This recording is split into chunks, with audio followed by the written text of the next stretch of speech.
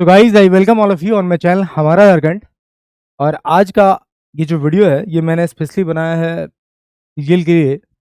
आप लोगों को पता है कि सीजीएल 2023 की वैकेंसी फिर से आ गई है और 2000 प्लस सीट्स इसमें अवेलेबल हैं। 2000 से अधिक सीट्स पे वैकेंसी दी गई है और ये बहुत ही गोल्डन अपॉर्चुनिटी है झारखंड के सारे बच्चों के लिए जो बहुत दिन से एग्जाम कर रहे थे कि सीजीएल का एग्जाम हो और सारे पोस्ट भी अच्छे हैं।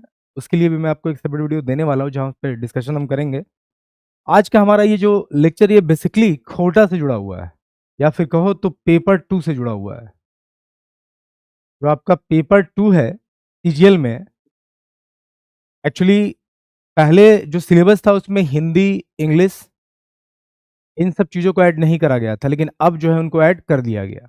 तो अब बहुत बच्चे ने कंफ्यूज हैं कि क्या ऑप्ट करे। बहुत बच्चे इस सोच में है कि हिंदी को रख लिया जाए, बहुत बच्चे इस सोच में है कि इंग्लिश को रख लिया जाए, या फिर बहुत लोग खोटा लिए हुए थे और बहुत लोग लेना चाहते थे। तो आज हम इन सारी बातों पर चर्चा करेंगे कि किस वांछिक विषय को ऑप्ट करना सीजीएल में अच्छा रहेगा।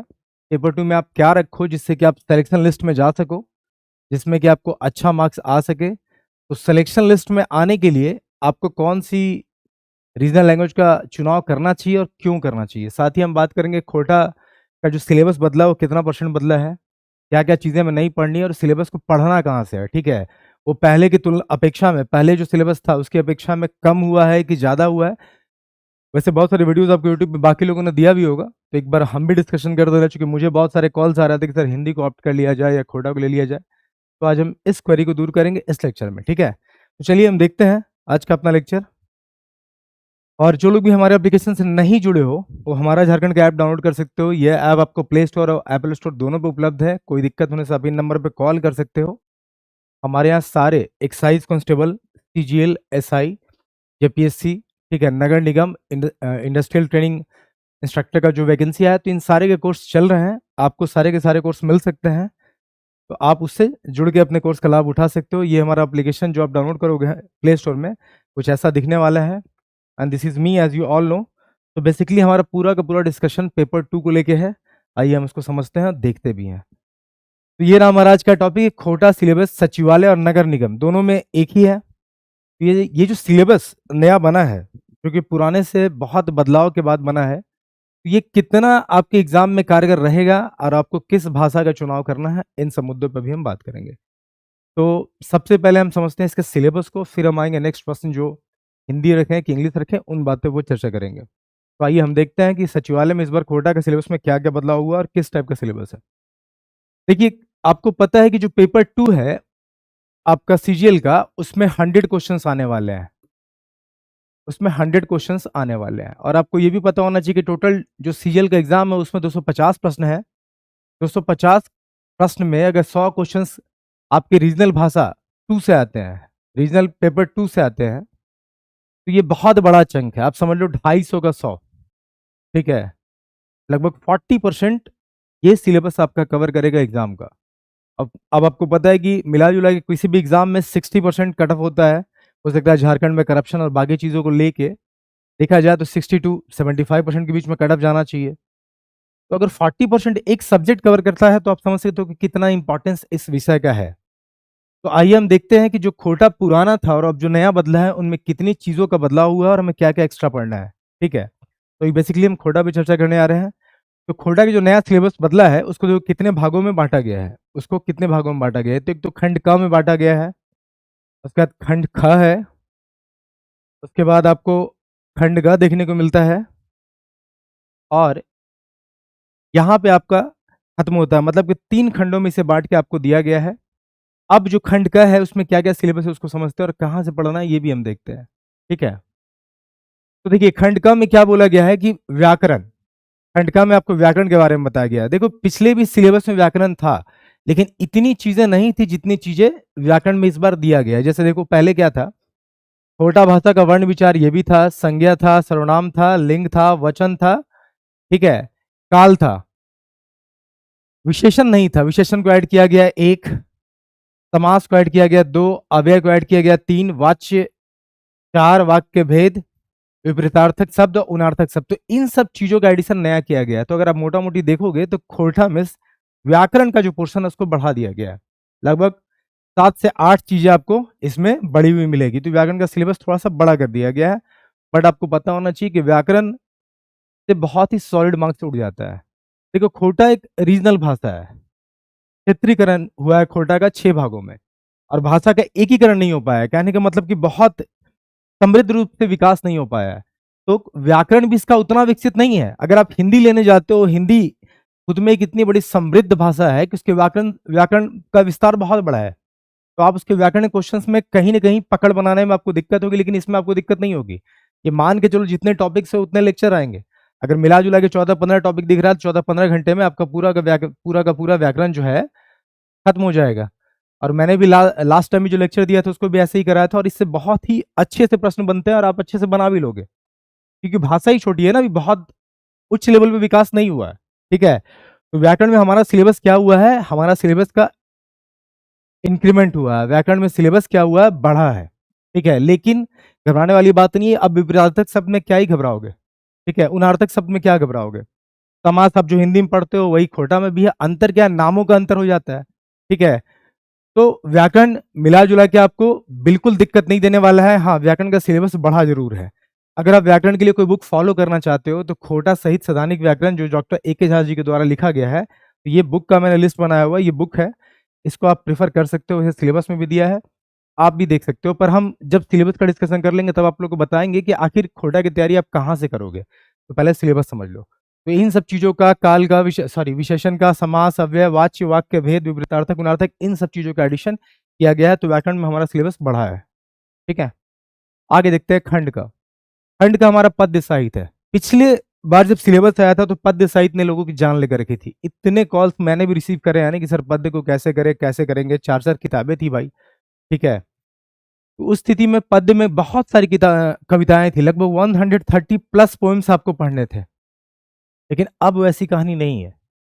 अब बहुत ही लिमिटेड नंबर ऑफ पोएम्स जो है आपको पढ़ने हैं। पद्य भाग में हम सबको जोड़ लेते हैं, गीत को भी जोड़ लेते हैं, कविता को भी फिलहाल अभी जोड़ लेते हैं। तो पद्य साहित्य में इसने पहला पोर्शन रखा है खोटा भाषा के लोकगीत। अब लोकगीत क्या होते हैं, ठीक, तो यहाँ लोकगीत आपको देखने को मिलेगा। दूसरा आपको मिलेगा शिष्ट गीत या कविताएं। तो पद्य भाग को इसने लोकगीत में बांटा है और शिष्ट गीत कविताएं में बांटा है। पहले आप लोकगीत और शिष्ट गीत में अंतर समझो। ठीक है, देखो, लोकगीत जो लोगों के बीच प्रचलित है, तो भाई अब सभी लोग तो पढ़े लिखे होते नहीं है, फिर भी वो प्रचलित है, वो गीतें जो है चल रही हैं। इसका मतलब कि जो चीजें लिखी नहीं गई हैं, जो वंशानुगत है, मतलब कि आपके परदादा, आपके जो फोर फादर है, उस समय से जो गीत चले आ रहे हैं। जैसे बहुत सारे गीत जो होते हैं शादी में गाए जाते हैं, या बहुत सारे अलग ओकेजन्स में गाए जाते हैं। तो जो ऐसे गीत हमें पढ़ने हैं जो प्रचलित हैं, जो आमतौर से लोगों के बीच में प्रचलित है, बस वो लिखे नहीं गए हैं। लिखे नहीं गए हैं मतलब कि रिटन फॉर्म में नहीं आपको उपलब्ध मिलेंगे, लेकिन वो जो है लोगों के बीच में फेमस है। वो एक से एक पीढ़ी से दूसरी पीढ़ी, दूसरी से तीसरी वो चले आ रहा है, तो उन सबको लोकगीत बोलते हैं। और शिष्ट गीत किसको बोलते हो, जो बकायदा रिटन फॉर्म में लिखा गया है। ठीक है, तो जो आपको पढ़ाएंगे ना, तो आपको इसके बीच में डिफरेंस भी बताएंगे, थोड़ा सा इसका उत्पत्ति भी बताएंगे कि कैसे चल रहा है इन सब, और उसका विकास के बारे में भी बात करेंगे। तो पद्य साहित्य में खोटा भाषा के लोकगीत में देखो क्या इसका सिलेबस क्या है कि हमें तो पहले लोकगीत की परिभाषा जाननी है, इसका परिचय जानना है, और खोटा भाषा के लोकगीतों का वर्गीकरण, की जितने भी लोकगीत है उसको उसका वर्गीकरण कैसे किया गया, कितने भागों में बांटा गया है। और उसमें भी बेसिकली आपको बोल दिया है कि खोटा भाषा के लोकगीत जो पहला पार्ट, उसमें आपको लोकगीत का परिभाषा, परिचय और उसका वर्गीकरण कितने भागों में बांटा गया है। इसके अलावा आपको 10 लोकगीत पढ़ने हैं, विविध गीतों का अध्ययन। और जो 10 लोकगीत है उसमें से संस्कार गीत, देखिए संस्कार गीत कितने पढ़ने हैं आपको, 3 पढ़ने हैं। उसमें से विवाह गीत पढ़ना है पहला, जो विवाह के समय गाया जाता है, यहाँ कॉमा दे दो। सहियारी गीत, सहियारी मतलब जब सहिया बनाते हो आप, दोस्त बनाते हो, उसमें भी गीत गाया जाता है। तो सहियारी गीत भी एक पढ़नी है। और छठियारी गीत जो छठी होता है बच्चे के जन्म के उपरांत, तो एक छठी गीत को ही पढ़ना है। तो बेसिकली 10 गीत में से संस्कार गीत हमारे 3 हो गए, क्योंकि देखो इन गीतों से ही आपका संस्कार झलकता है। ठीक है, आप जैसा अपना बिहेवियर रखते हो चीजों के प्रति, विवाह में आप जो गीत गाते हो, चाहे जब आप दोस्त के साथ जुड़ते हो, तो इन सब गीतों को संस्कार गीत में डाला गया है। फिर पर्व त्योहार के समय जो गीत गाया जाता है, जिसमें करम गीत, आपको पता है करम is a very big festival in Jharkhand. ठीक है, इवन आप निबंध पढ़ोगे तो भाई बहन का जो क्या कहते हैं शुभ परम कर्म है, वो भी निबंध आपको इसे जुड़ा हुआ है। तो पर्व त्योहार गीत हमें 2 पढ़ना है। ठीक है, जिसमें से पर्व त्योहार गीत भी हमें 3 पढ़ना है। 2 करम गीत, एक सोहराई गीत है, फिर एक श्रम गीत पढ़ना है। आमतौर पे जब आप मेहनत करते हो तो आप गीत गाते हो। भाई मेहनत करते समय गीत गाने का क्या रीजन है? रीजन है कि आपको उससे एक ऊर्जा प्रदान होता है। जैसे आप देखते हो ना कि कोई बड़ा काम को कर रहे हो तो लोग एक गीत गाना वाना गाते हैं, जिससे लोगों के बीच में क्या होता है कि उत्साह बना रहता है उस काम के प्रति। फिर बाल गीत, बच्चों के लिए गीत जो गाया जाता है। फिर एक ऋतु गीत भी पढ़ना। ऋतु गीत जब मौसम का बदलाव होता है, आमतौर पर देखना गाँव में जब बसंत आता है, ठीक है, या फिर कहो तो एक कृषक के लिए, खेतियर के लिए ये जो मौसम है बहुत ही इंपॉर्टेंट है। तो खेतियर जो अपना काम करते हैं, कृषक जो किसान अपना काम करते हैं, तो इन गीतों के को गा कर करते हो, अपनी खुशी का इजहार करते हैं कि हाँ मौसम बदल गया है, अब जो है धरती लहलहाएगी और हम फिर से फसल पैदा होगा, जिससे पूरा पृथ्वी जो है उस अन्न को खाकर धन्य हो जाएगा। तो ऋतु गीत का भी अपना इंपॉर्टेंस है। तो 3 संस्कार, 3 पर्व त्योहार, एक श्रम गीत, एक बाल गीत और एक ऋतु गीत, 9 हो गया। और एक गीत आपका क्या है? इस सामान्य गीत आपको पढ़ना है, जनरल। तो टोटल लोकगीत आपको 10 पढ़ने हैं। साथ ही लोकगीत का परिभाषा, परिचय और उनका वर्गीकरण, कितने भागों में उनको बांटा गया है, इस भाग को देखना है। ये पद्य में आपको मिला, तो मिला जुला के 10 गीत हैं। पहले कितना था? 130 था। तो भाई सिलेबस तो घटा ही है। अभी हम नेक्स्ट का बात कर लेते हैं, शिष्ट गीत और कविताएं। अब देखो शिष्ट गीत है, कविता, दोनों को फिलहाल मैं अभी एक ही मान के चल रहा हूँ आपको बस बताने के लिए। बस याद रखना, लोकगीत जो आमतौर पर प्रचलित है, शिष्ट गीत जो एक रिटन फॉर्म में लिखा गया है।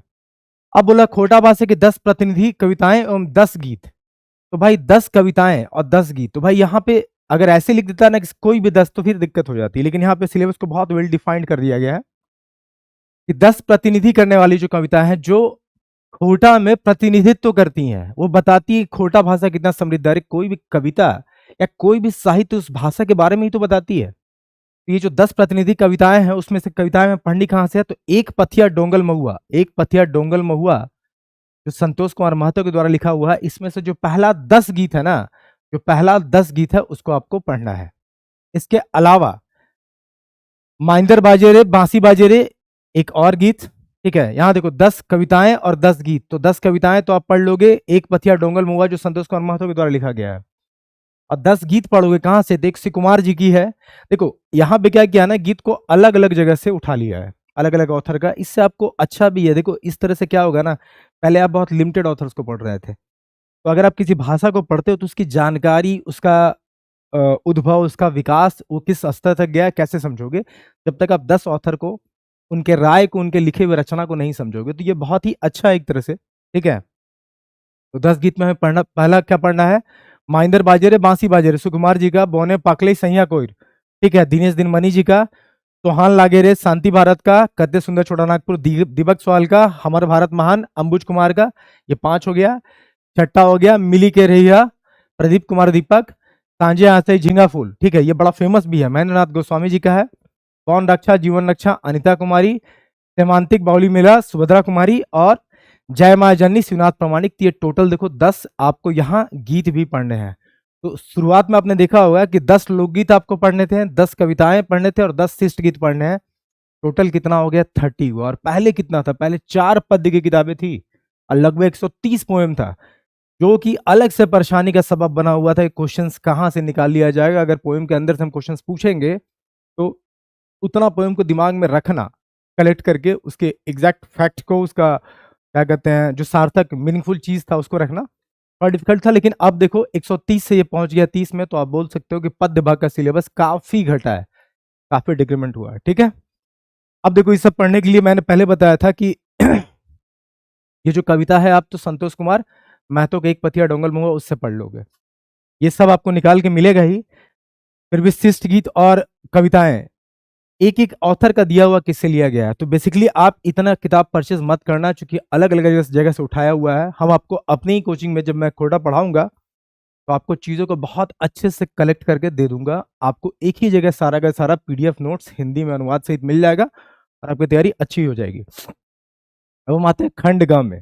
ये वही खंड है जिसमें कुछ सिलेबस कॉमन रख दिया गया है जो आपने पहले पढ़ा था, ठीक है। जैसे देखो हम बता रहे हैं, ये रहा गद्य साहित्य, ठीक है। पद्य आपने देख लिया, अब गद्य साहित्य कहानी की तरफ चलते हैं। कविता गीत की बात हो गई है। यहाँ देखो, यहाँ बोला है लोक कथा। अब खोटा भाषा की 10 लोक कथाएं, फिर लोक कथाएं।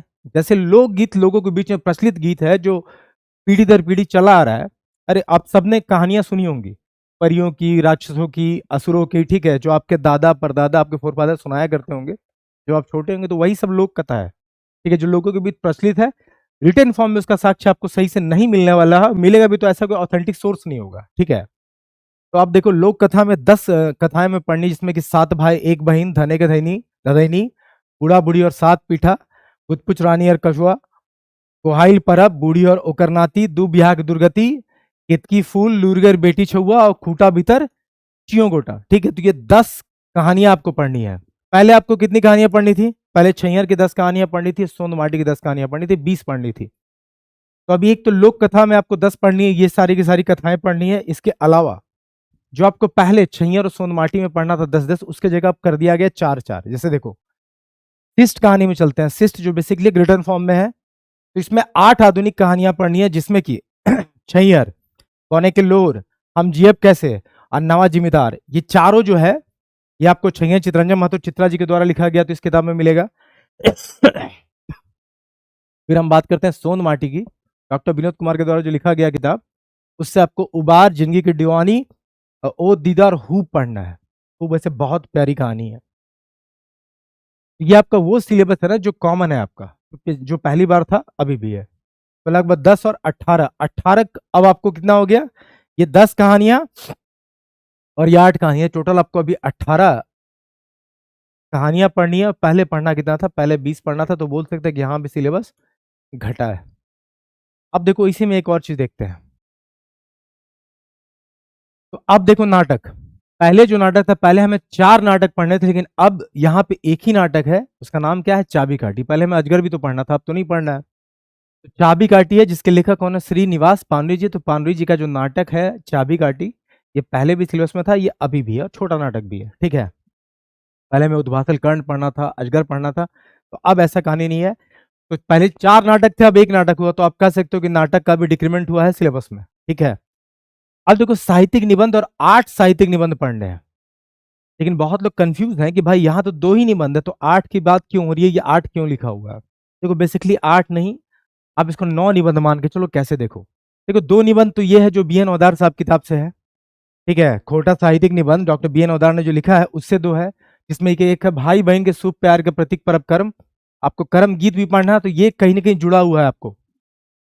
दूसरा है कि फूल कर परब सरहुल और तकर प्रासंगिकता, तो ये 2 निबंध तो आपको बी एन ओदार साहब के जो खोटा साहित्यिक निबंध है इससे मिल गए। और यहाँ 8 निबंध की बात है, और हम 9 बोल रहे हैं। 9 क्यों बोल रहे हैं समझना। देखो यहाँ क्या लिखा हुआ है कि निम्नलिखित खोटा साहित्यकारों के व्यक्तित्व, पर्सनालिटी, जीवनी, व्यक्तित्व क्या होगा? उनकी जीवनी या पर्सनालिटी आप उसको बोल लो, एवं कृतित्व पर निबंध। कृतित्व मतलब उन्होंने जो काम किया है, उन्होंने जो रचनाएं करी हैं, तो भाई कहाँ करी होंगी? अगर वो खोटा के साहित्यकार हैं, तो खोटा में उनकी जो प्रमुख रचनाएं हैं, उन्होंने जो काम करा है खोटा भाषा से जुड़ा हुआ, उन सब चीजों को आपको देखना है। तो उन्होंने कौन कौन सी रचना करी, इन सब चीजों पे आपको निबंध। तो बेसिकली 2 निबंध आपका यहाँ हो गया, और बाकी भुवनेश्वर दत्त शर्मा जो व्याकुल जी हैं, श्रीनिवास पांडे 2, ए झा 3, विश्वनाथ दसौंदी राज 4, विश्वनाथ नागर 5, श्रीनाथ प्रमाणिक 6 और श्याम सुंदर महतो 7। तो 7 साहित्यकारों, 7 खोटा के साहित्यकारों के ऊपर निबंध आपको पढ़ना। 2 निबंध यहाँ हो गया, तो 7 और 2 कितने हो गए? 7 + 2, टोटल 9 निबंध आपको देखने हैं। और बेसिकली ये जो साहित्यकारों के ऊपर आप निबंध देखोगे, तो उसमें आप देखोगे कि हमको उनके व्यक्तित्व को समझना है, और उनके कृतित्व मतलब उनकी जो रचनाएं हैं, उनका जो काम है, उस पर ध्यान देना है, और उनकी जीवनी पे ध्यान देना है। तो साहित्य की निविधाएं जो पहले था खोटा में, उसमें आपने जीवनी पढ़ी, बहुत लोग जीवनी पढ़ाई गई थी, तो सबके बारे में शायद थोड़ा थोड़ा बताया गया है, ठीक है। तो हमें एक तरह से समझो कि जीवनी का पोर्शन को भी कवर करना है, और साथ में उनकी रचनाओं को भी कवर करना है। तो यही आपका सिलेबस है, ठीक है, जो खोटा में। तो अगर आप मोटा मोटी देखोगे, तो मैं तो बोलूंगा कि जो पहले का सिलेबस था उससे ये सिलेबस काफी आसान है, बहुत वेल डिफाइंड है, काफी आसान है। हाँ, दिक्कत क्या है कि पहले आप शायद 6-7 किताबों को खरीद के ना आप खुद से पढ़ सकते थे, लेकिन अभी पॉसिबल नहीं होगा। जैसे एक एक कहानी उठाई गई, एक एक गीत और एक एक कविता उठाई गई, वो एक एक बुक से उठा ली गई, फिर क्या करोगे आप? इसलिए आपको क्या करना है कि जो भी खोटा का सिलेबस है, आप जो बच्चे हमसे खोटा पढ़े हैं या जो पढ़ना चाहते हो, आप जुड़ जाओगे। देखो किसी कोचिंग से जुड़ने से क्या होता है, चीजें आसान हो जाती है। आपको सारा का सारा कुछ निकाल के एक जगह दे दिया जाएगा, और उससे क्या होगा कि आपको पढ़ने में बहुत सुविधा हो जाएगा। तो आप आराम से जुड़ के इसकी तैयारी कर सकते हो। ये कोर्स मैंने लॉन्च किया हुआ है झारखंड नगर पालिका सेवा 2023 और सीजीएल दोनों के लिए, जिसका प्राइस 1999 है। ठीक है, जो पुराने बच्चे हमसे जुड़े हुए हो उनको 50% का अलग से डिस्काउंट कर दिया गया है, तो वो कॉल करके अपना डिस्काउंट अवेल कर सकते हैं। और जो नए बच्चे हैं, ठीक है, वो उनके लिए भी एक डिस्काउंट का ऑफर है जो मैं अभी आपको बताने वाला हूँ। तो ये आपको दिख रहा होगा कि जो नया खोटा सिलेबस है उसके हिसाब से ये कोर्स डिजाइन किया गया है, और ये आपका एक्साइज का है, क्योंकि एक्साइज कांस्टेबल की वैकेंसी आ गई। तो जो लोग खोटा एक्साइज में या सीजीएल नगर निगम के लिए पढ़ना चाहते हो वो इन कोर्सेज से जुड़ सकते हो। आपको हमारा झारखंड का ऐप डाउनलोड कर लेना है, इस कोर्स को देख लेना है, और इसके अलावा एक ये जो कूपन है 15% का डायरेक्ट डिस्काउंट आपको मिलेगा। आपको ये कोड याद रखना है, HJ2023, ये कोड आपको याद रखना है। जो भी नए स्टूडेंट है 15% का डायरेक्ट लाभ उठा सकते हैं इन कोर्सेज में जुड़ के। इनफैक्ट इसी के अलावा भी हमने सीजीएल 2.0 लॉन्च कर रखा है, जो कि 3999 में है, जिसमें कि आपको मैथ्स, रीजनिंग, इसमें आपको क्या क्या मिलेगा, आपको इसमें पेपर वन हिंदी इंग्लिश मिल जाएगा, पेपर थर्ड में झारखंड जीके मिल जाएगा, general studies, general science, maths, reasoning, computer मिल जाएगा, और साथ साथ पेपर थर्ड का टेस्ट सीरीज मिल जाएगा। तो ये सारे के सारे चीज, तो आप एक खोटा का पेपर और एक ये दोनों परचेस करके सीजीएल का कंप्लीट पैकेज ले सकते हो, जिसमें कि आपको टेस्ट सीरीज भी इंक्लूडेड होगा और आप अपनी तैयारी आराम से कर सकते हो। सिमिलरली अगर आप एक्साइज कांस्टेबल में भी जुड़ना चाहते हो तो उसका प्राइस 3499 है, और 15% का एक्स्ट्रा डिस्काउंट भी आपको मिलेगा। जो कूपन कोड क्या है आपका, HJ2023, ये कूपन कोड आपको याद रखना है। 50% का डिस्काउंट ले सकते हो आप लोग इसके थ्रू। ये तो कोर्स की बात हो गई कि जो लोग खोटा पढ़ना चाहते हो, एक्साइज है इसमें, उससे आप जुड़ सकते हो। अब कुछ और देख लेते हैं हम, ठीक है। देखो, अब बहुत लोग ना इस बारे में चिंतित थे कि भाई हिंदी ले कि नहीं ले। देखो, मेरी राय में बहुत बार ऐसा होता है कि जैसे मुझे बहुत सारे कॉल्स आएंगे, सर बांग्ला के स्टूडेंट्स हैं या उर्दू के हैं, तो क्या ऑप्ट कर सकते हैं। देखो, भाषा लेना कोई बहुत बड़ी चीज नहीं है, लेकिन आप हमारे हिसाब से उस विषय को चुनो जिससे आप सिलेक्शन लिस्ट में जा सको। मान लो सपोज आपने हिंदी ऑप्ट कर लिया, चूंकि आपको हिंदी आता था, खोटा आपके लिए नया था, आप नहीं पढ़ना चाहे, तो हिंदी के साथ कहानी क्या होगी कि हिंदी एक बहुत बड़ी भाषा है, राष्ट्रभाषा भी एक बहुत समृद्ध भाषा है। इसका जो भाषा की उत्पत्ति है, इसका जो विस्तार है, इसका जो व्याकरण है, इसमें जो आपको रचनाकार, साहित्यकार, जो कवि मिलेंगे, बहुत बहुत लोग मिलेंगे। ये भाषा अपने आप में बहुत बड़ी है। तो आप पढ़ तो सकते हो, लेकिन ऐसा बोलना थोड़ा कठिन हो जाएगा कि 100 क्वेश्चन अगर पूछा जाएगा तो आप 90 प्लस सिक्योर कर पाओगे, ये थोड़ा डिफिकल्ट हो जाएगा। बहुत बच्चे, अच्छा दूसरा बात क्या है कि झारखंड में सचिवालयों को लेकर हिंदी को वेल डिफाइंड, बहुत जो सिलेबस दिया हुआ है ना, उसके बहुत अच्छे नोट्स उपलब्ध नहीं है। आमतौर पे आप किसी भी कोचिंग में सब्जेक्ट को चुनाव करते हो तो उसके नोट्स आपको अच्छे मिलने चाहिए, या अच्छे शिक्षक मिलने चाहिए जो उस विषय की पूरी जानकारी आपको दे सके। अगर आप हिंदी लेते हो तो हिंदी के बहुत अच्छे नोट्स मार्केट में उपलब्ध है कि नहीं, आप देखोगे। मैंने देखा बहुत हद तक नहीं है, ठीक है पर बहुत अच्छा नहीं है। तो आप हिंदी लोगे और 70 से 80 के बीच में कहीं क्वेश्चंस बना पाओगे। लेकिन लास्ट लास्ट ईयर जो बच्चे खोटा में तैयारी किए हैं या रीजनल भाषा की तैयारी की है, भवन नागपुरी रखा है, वो सब 90 प्लस, 90 टू 95 आराम से 100 में क्वेश्चंस कर पा रहे हैं, क्योंकि सिलेबस छोटा है, वेल डिफाइंड है, क्वेश्चंस बहुत ही सरल पूछे जाते हैं। भाई भाषा का उतना विकास ही नहीं हुआ है तो कितना क्वेश्चन पूछ लेगा। लेकिन हिंदी हिंदी अपने आप में बहुत बहुत विकसित भाषा है। तो आप हिंदी को लो, इंग्लिश को लो, इन सब अगर आप दूसरे भाषाओं को लेते हो तो आप समझ लेना कि आपका स्कोर कितना हो रहा है। अगर आप 70 से 80 में रह जाओगे और जो रीजनल भाषा लिया बच्चा और 90 से 95 ले आएगा, तो 15 क्वेश्चन का अंतर बन रहा है भाई। एक क्वेश्चन 3 मार्क्स का, 45 नंबर का अंतर, आप सिलेक्शन लिस्ट में घुस ही नहीं पाओगे। ठीक है, आप सिलेक्शन लिस्ट में घुस ही नहीं पाओगे। तो मैं ये नहीं बोल रहा हूँ कि आप नहीं लो, आप तभी लेना जब आपको लगे कि आप बहुत अच्छा कवर कर पाओगे। लेकिन मुझे नहीं लगता है कि हिंदी को उतना जल्दी आप कवर कर पाओगे। अब जो बच्चे खोटा लेना चाहते हैं उनको मैं बता रहा हूँ कि देखो, खोटा एक ऐसा विषय है और इस तरह का सिलेबस यहाँ दिया हुआ है ना, तो मैं बोलूंगा कि आप किसी भी कोचिंग संस्थान से जुड़ जाइए। ये बेसिकली मेरा ये बोलने का मकसद नहीं है कि आप कोचिंग से ही पढ़ो। देखो, विषय की पढ़ाई खुद से भी हो सकती है, लेकिन खोटा क्या है कि रीजनल भाषा है, आपको गूगल पे भी सपोर्ट नहीं मिलता। बुक्स भी मान लो जिस तरह का सिलेबस है ना भाई, 15-20 किताबें खरीदनी पड़ जाएगी।